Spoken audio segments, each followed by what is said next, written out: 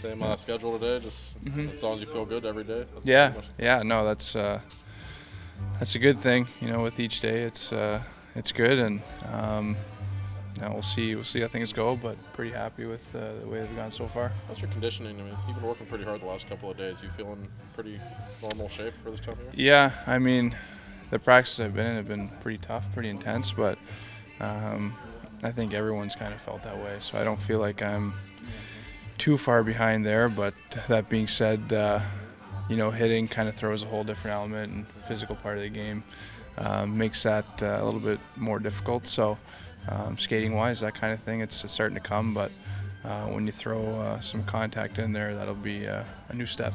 Any idea yet when that might be? No clue. Wait, how are they going to do that? I mean, who's going to be the lucky guy to be the first one to hit you? How are you going to determine stuff like that? You know what? I really don't know. I haven't really gotten to that step You ever yet. picked anybody So out? no, probably the biggest guy. McIntyre or I'd something? rather, yeah. It'd be nice if he got a hold of me with a good one, and then we'll see how I do. But Like pulling the Band-Aid off? yeah. But yeah, I don't know. I mean, that's kind of the first time I've really gone through that. So Yeah. I really don't know how that goes. I mean, you just say probably light contact, and you know, I've gotten bumped kind of accidentally here a couple Jostled a times bit. anyway. So you know, I've been okay. So we just gotta see how it goes. You don't think they do something like just have you and Kadar go out and have him really do a controlled thing? I don't know. Would you Maybe rather not be a Kadar. Maybe somebody else. Rather He's do it in pretty traffic? aggressive, so he's pretty aggressive out there. So I might need somebody that tones it down a bit, but not K's, I don't think. It's been over 8 months since you've played a game. Is this the longest in your life you've gone without playing competitive hockey? Yeah. Yeah, I don't remember ever going this long. So yeah, it's something new, but at the same time, you know, I think when you go through things and you learn from them, and hopefully in some way you know, take something from this and learn from it.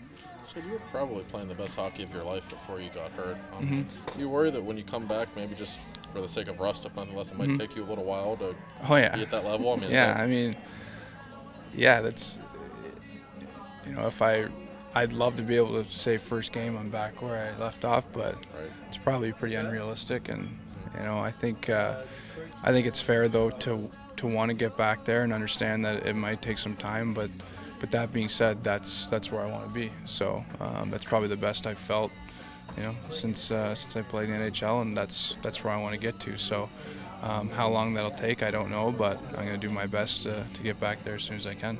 Given the grind of playing season after season after season, though, with a little break in between, is there anything from a rejuvenating the body standpoint that maybe this kind of break might give you? That Yeah, I mean, it's kind of a weird thing. I mean, when I came back even from my ankle, and I think it's something I'll probably talk to Stalzy a bit about too, because he went through kind of a long layoff there. But you know, the first part of it, I think you feel that. You do feel pretty energized, but then once you hit, you know, first couple months, it starts to set in, and you start to get into that grind. You probably feel it a little bit more. So you kind of have to get over that hump there for a little bit. So, you know, eventually I think, you know, maybe later on that'll pay off those extra months. But you know, I think right in the middle of that, sometimes it's tough to get through that, and you got to find a way to kind of get through that grind.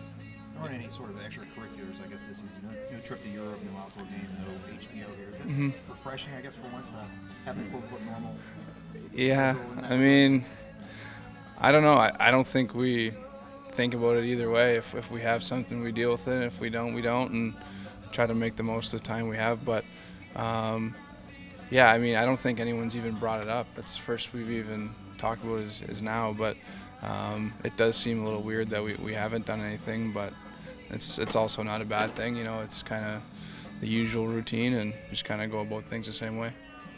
Do you think you'll be emotionally appreciative more of hockey once you come back, having not had it for so long, or do you think you always appreciate it to the point where that's not a factor? I've always appreciated it. I've never taken it for granted.